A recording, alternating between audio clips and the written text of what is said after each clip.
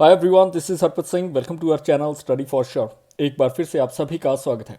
आज हम बात करेंगे अन्न चक्र के बारे में और साथ ही साथ रिसेंटली गवर्नमेंट ने लॉन्च किया है स्कैन पोर्टल।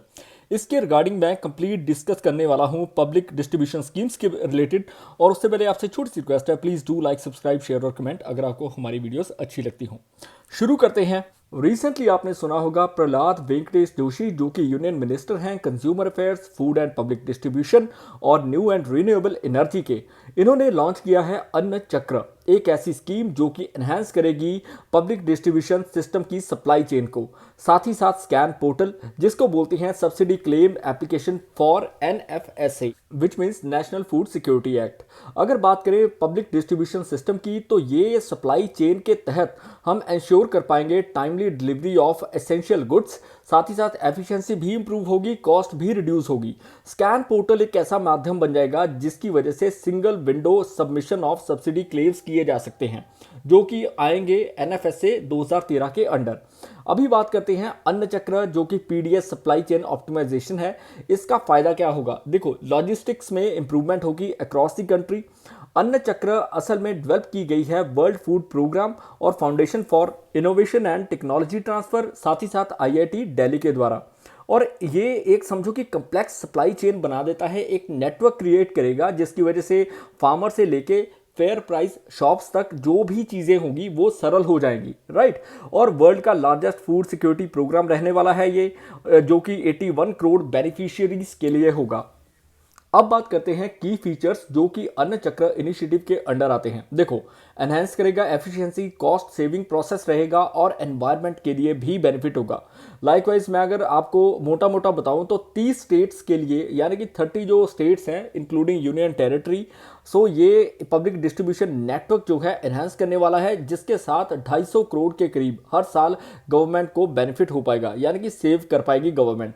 और सीमलेस मूवमेंट होगी with the help of railways freight operation information system की वजह से।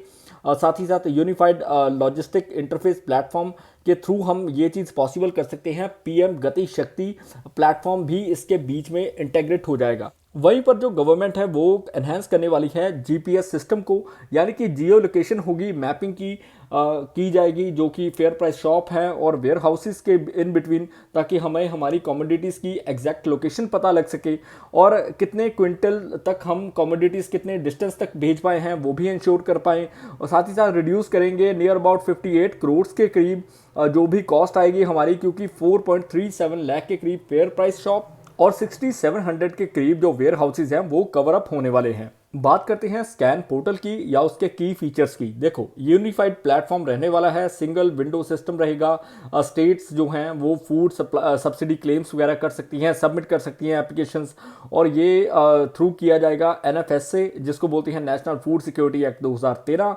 प्रॉपर बेटर फंड यूटिलाइजेशन इसमें पॉसिबल हो पाएगी और एंड टू एंड जो वर्क फ्लो ऑटोमेशन है उसको देखा जाएगा। साथ ही साथ रूल बेस्ड प्रोसेसिंग की जाएगी department of food and public distribution के द्वारा, ताकि एक्सपीडिशियसली हर चीज़ को ट्रैक किया जा सके। अभी बात करते हैं पब्लिक डिस्ट्रीब्यूशन सिस्टम की। ये एड्रेस करता है फूड स्कार्सिटी को, जो कि फूड ग्रेन्स के रिगार्डिंग है, ताकि हमें अफोर्डेबल प्राइसेस पर ये चीज़ें उपलब्ध हो पाएँ। और एनएफएसए 2013 के अंडर हर चीज़ को कवर अप किया गया है, जो कि इंश्योर करता है कि फूड सिक्योरिटी प्रोवाइड की जा सके near about 2/3 of the India's population as per census 2011। अभी बात करते हैं कि पब्लिक डिस्ट्रीब्यूशन सिस्टम के बारे में हमने काफ़ी बार सुना है, आखिर इसकी एवोल्यूशन स्टार्ट कैसी हुई। देखो, ड्यूरिंग ब्रिटिशर्स रूल, यानी कि वर्ल्ड वॉर 2 की ये दौर में इस चीज़ को लाया गया था, ताकि इंश्योर किया जा सके जो फूड राशनिंग है वो प्रोवाइड की जा सके, जो कि ऑफिसर्स हैं या फिर ब्रिटिशर्स के लिए जो काम करते हैं हमारे देश के लोग उनको, राइट। और मेन जो फोकस था वो अभी के लिए है कि बिलो पॉवर्टी लाइन जो हाउस होल्ड्स हैं उनको इस चीज़ से फ़ायदा हो सके एज पर एनएफएसए 2013। असल में 1960 में पब्लिक डिस्ट्रीब्यूशन सिस्टम को एक्सपैंड कर दिया गया था और फूड शॉर्टेजेस जो हो रही थी उसकी वजह से कई चीज़ें निर्धारित की गई, यानी कि कई कमीशंस भी बनाए गए, लाइकवाइज एग्रीकल्चर प्राइसेस कमीशन और एफसीआई का निर्माण हुआ। और देखो, ये मोस्टली एफसीआई इंश्योर करता है कि डोमेस्टिक प्रोक्योरमेंट की जा सके, साथ ही साथ स्टोरेज जो है वेयर हाउसेज में की जा सके, राइट। एफसीआई का मतलब है फूड कॉरपोरेशन ऑफ इंडिया। और देखो, बाय 1970 पीडीएस को बना दिया गया यूनिवर्सल स्कीम और 1992 आते आते इसको रीवैम्प किया गया पब्लिक डिस्ट्रीब्यूशन सिस्टम के तहत, ताकि हम रिमोट एरियाज को भी कवर कर सकें। और 1997 आते आते गवर्नमेंट लॉन्च करती है टारगेटेड पब्लिक डिस्ट्रीब्यूशन सिस्टम, जो कि बीपीएल यानी कि बिलो पॉवर्टी लाइन और अबव पॉवर्टी लाइन को डिस्क्राइब करती है, यानी कि पुअर लोग जो कि वल्नरेबल हैं टू दी सोसाइटी, उन तक कैसे हमने डिस्ट्रीब्यूट करना है व्हीट, राइस, पल्सेस एक्सेट्रा। और देखो, अंत्योदय अन्न योजना 2000 में लाई गई थी, जिसका पर्टिकुलर फोकस पूरेस्ट फैमिलीज के ऊपर था। और पीडीएस को निर्धारित किया जाता है सेंट्रल गवर्नमेंट, स्टेट गवर्नमेंट और यूनियन टेरिटरीज के द्वारा। जो मेन कमोडिटीज हैं पीडीएस के अंडर वो हैं व्हीट, राइस, शुगर और केरोसिन, याद रखना, राइट। और कुछ जो स्टेट्स हैं वो एडिबल ऑयल्स वगैरह भी देती हैं। अभी बात करते हैं एनएफएसए 2013 की। 2013 12 सितंबर को एनएफएसए यानी कि national food security act government के द्वारा लाया जाता है, जो कि इंश्योर करता है फूड एंड न्यूट्रिशनल सिक्योरिटी। और ये ह्यूमन लाइफ साइकिल अप्रोच के तहत लाया गया था, ताकि इनेबल किया जा सके हर एक आदमी को, एक पुरुष एक महिला को, कि वो लिव विद डिग्निटी यानी कि एक अच्छे तरीके से जी सके, राइट। और ये कवर करता है 75% के करीब रूरल पॉपुलेशन, 50% के करीब अर्बन पॉपुलेशन, जो कि टारगेटेड पब्लिक डिस्ट्रीब्यूशन सिस्टम के अंडर आते हैं, जो कि बेनिफिट करने वाले थे 66% यानी कि 2/3 of the India's total population. और एलिजिबल हाउस होल्ड जो हैं वो फिर से जो किस योजना के अंडर आते थे वो थी अंत्योदय अन्न योजना। इसके तहत 5 किलोग्राम के करीब फूड ग्रेन्स प्रोवाइड किए जाते थे हर आदमी को हर महीने सब्सिडाइज्ड रेट पर, जैसे 2 रुपये, 3 रुपये, 1 रुपये किलो राइस हो गया, व्हीट हो गया, कोर्स ग्रेन्स एक्सेट्रा। अंत्योदय अन्न योजना के तहत 35 किलो के करीब फूड ग्रेन भी हर महीने प्रोवाइड किए जाते हैं फैमिलीज को। मैटरनिटी बेनिफिट्स दिए जाते हैं महिलाओं को 6000 के करीब, जो कि वुमेन और लैक्टेटिंग मदर होती हैं। साथ ही साथ जो चिल्ड्रन हैं below the age of 14 years, उनको भी हेल्प की जाती है इसमें। मिड डे मील स्कीम देख लो, राइट।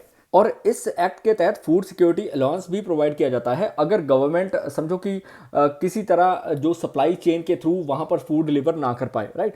अभी बात करते हैं फूड इनसिक्योरिटी की। अगर इंडिया में देखें तो भारत में फूड इनसिक्योरिटी काफ़ी ज़्यादा है, क्योंकि ग्लोबल हंगर इंडेक्स में हमारी रैंकिंग इस साल 105 पर थी। 2022 का ग्लोबल फूड सिक्योरिटी इंडेक्स अगर देखें तो 68th रैंक पर है हम लोग। यूएन की फूड एंड एग्रीकल्चर ऑर्गेनाइजेशन ने एस्टिमेट लगाया है कि 16% के करीब जो भारत की पॉपुलेशन है, यानी कि 224 मिलियन लोग जो हैं वो अंडर नॉरिश्ड हैं। अगर बात करें चिल्ड्रन की तो ओवर 30% के करीब इंडिया में स्टंटेड, और मोर देन 17% के करीब जो हैं वो वेस्टिंग का शिकार हैं, यानी कि कुछ की हाइट छोटी है और कुछ जो दुबले हैं बहुत ज़्यादा, राइट। और मोस्ट फूड इनसिक्योर पीपल जो हैं वो इस वक्त कौन सी स्टेट्स में ज़्यादा पाए जाते हैं, जैसे UP, Bihar, Jharkhand, Chhattisgarh, Madhya Pradesh etcetera. Food insecurity अगर वर्ल्ड में देखें तो 713 से 757 मिलियन पीपल फेस कर रहे हैं हंगर को, यानी कि 11 में से एक आदमी पूरे वर्ल्ड में इस चीज़ का शिकार है। 2.33 बिलियन के करीब जो लोग हैं वो एक्सपीरियंस कर चुके हैं मॉडरेट और सिवियर फूड इनसिक्योरिटी। वहीं पर 900 मिलियन के करीब फेस कर रहे हैं food severe insecurity. All over the world अगर बात करें तो ओवर 3.1 बिलियन पीपल जो लोग हैं वो अपनी हेल्दी डाइट अफोर्ड नहीं कर सकते। 2022 में एक रिपोर्ट आई थी। अगर लो इनकम कंट्रीज की बात करें या फिर हाई इनकम कंट्रीज की बात करें तो लो इनकम कंट्रीज में 71% से ऊपर जो लोग हैं वो अपनी हेल्दी डाइट को अफोर्ड नहीं कर सकते। वहीं पर हाई इनकम कंट्रीज में ये रेशो सिर्फ 6% से ही मात्र थोड़ी सी ऊपर है। Food and agriculture organization, world health organization या वेरियस अदर जो ऑर्गेनाइजेशन हैं वो मिलकर एक रिपोर्ट निकालती हैं जिसको बोलती हैं state of food security and nutrition in the world 2024, SOFI 2024 report. So इस रिपोर्ट में इन चीज़ों के बारे में जिक्र किया गया था। और कहीं ना कहीं ये भी लगता है कि जो सस्टेनेबल डेवलपमेंट गोल्स हैं, likewise goal number 2 zero hunger, वो हम अचीव नहीं कर पाएंगे बाय 2030। ये भी इस चीज़ के बारे में इस रिपोर्ट में मेंशन किया था। अभी बात करते हैं कि जो इनिशिएटिव्स गवर्नमेंट लेती है क्या वो काम आएंगे, क्या वो रिफॉर्म कर सकते हैं। देखो, गवर्नमेंट के द्वारा वेरियस स्कीम्स चलाई गई हैं। लाइकवाइज गवर्नमेंट निर्धारित करती है कि 1 नेशन 1 राशन कार्ड होना चाहिए, जो कि इनेबल करेगा ration cards across the country, ताकि जो माइग्रेंट वर्कर्स हैं वो इस चीज़ का लाभ उठा पाएँ।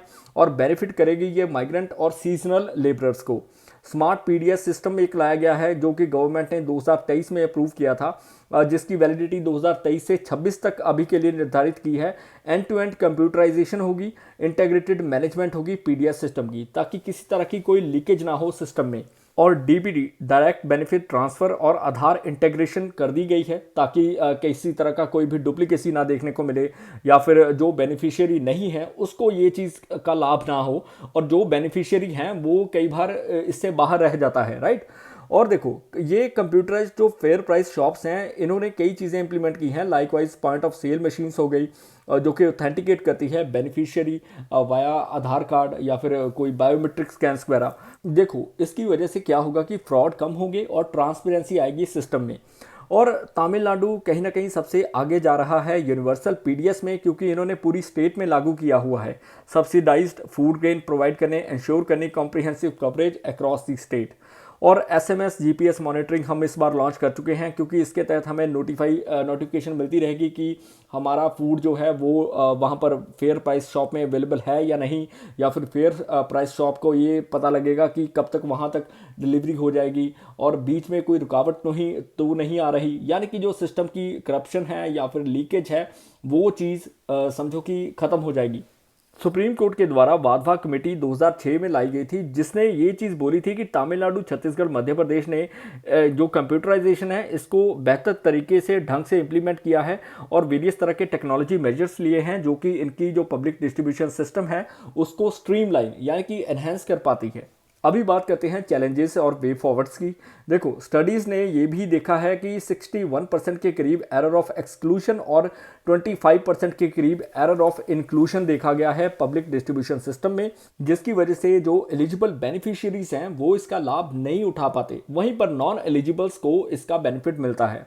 करप्शन लीकेजेस देखी गई हैं, क्योंकि कहीं ना कहीं फूड ग्रेन्स को डाइवर्ट कर दिया जाता है जो कि ओपन मार्केट में हायर प्राइसेस पर बेच दिए जाते हैं, और ये सिस्टम की इफेक्टिवनेस पर सवाल उठाता है। एक रिसेंट स्टडी की गई थी international food policy research institute और Indian council for research on international economic relations के द्वारा, जिसने हाईलाइट किया था कि नियर अबाउट 28% के करीब जो सब्सिडाइज्ड ग्रेन्स हैं जो मार्केट में अवेलेबल होने चाहिए गरीब लोगों के लिए, वो गवर्नमेंट गवा चुकी है और ड्यू टू लीकेज उसको बेच दिया गया है, जिसकी वजह से गवर्नमेंट को नुकसान हुआ है नियर अबाउट 69,000 करोड़ से ऊपर का। दूसरी बात, जो ये फूड ग्रेन्स प्रोवाइड किए जाते हैं ये बहुत ही पुअर क्वालिटी के होते हैं। काफ़ी बार देखा गया है राइस और व्हीट जो है fails to meet the diverse nutritional needs, यानी कि ये इसमें न्यूट्रिशन प्रॉपर ढंग से नहीं होता। और इस चीज़ को टैकल करने के लिए गवर्नमेंट जो आज की मॉडर्न टेक्नोलॉजी है उसका यूज़ कर सकती है। आर्टिफिशियल इंटेलिजेंस, एनालिटिक्स, या फिर मैं बोल दूं blockchain, internet of the things, जो रियल टाइम स्टॉक अपडेट्स हैं उसका यूज़ किया जा सकता है। गवर्नमेंट ने रिसेंटली ई-रूपी भी न्यूट्रिशनल वूचर्स जो हैं वल्नरेबल ग्रुप्स के लिए लॉन्च किए थे। पीडीएस स्कीम में मिलेट्स को भी लाना होगा न्यूट्रिशनल वैल्यू के तहत। देखो, ये चीज़ें कर्नाटका, ओडिशा ऑलरेडी इंप्लीमेंट कर चुका है। इंडिया अपने आप को प्रिपेयर कर रहा है क्लाइमेट स्मार्ट एग्रीकल्चर के regarding. Climate smart village approach लेकर हम चले हुए हैं, जिसको लीड किया जा रहा है climate change agriculture and food security के तहत, जो कि एक इंटरनेशनल रिसर्च प्रोग्राम है। और ये जो प्रोजेक्ट है इसको समझो कि consultative group on international agriculture research CGIAR के द्वारा निर्धारित किया जाएगा, जिसका हेडक्वार्टर फ्रांस में है। और CGIAR का रिसर्च सेंटर भी भारत में है, जिसको बोलते हैं ICRISAT, जिसकी फुल फॉर्म है international crop research institute for semi arid tropics, जिसका हेडक्वार्टर आपको बताना है कि कहाँ पर है, भारत में कौन सी जगह में। सो आई होप आज का लेक्चर आपको पसंद आया होगा। किसी प्रकार की भूल होगी तो मैं क्षमा चाहूँगा। Please do like, subscribe, share और कमेंट अगर आपको हमारी वीडियोस अच्छी लगती हों। May you have a successful day ahead. Bye bye.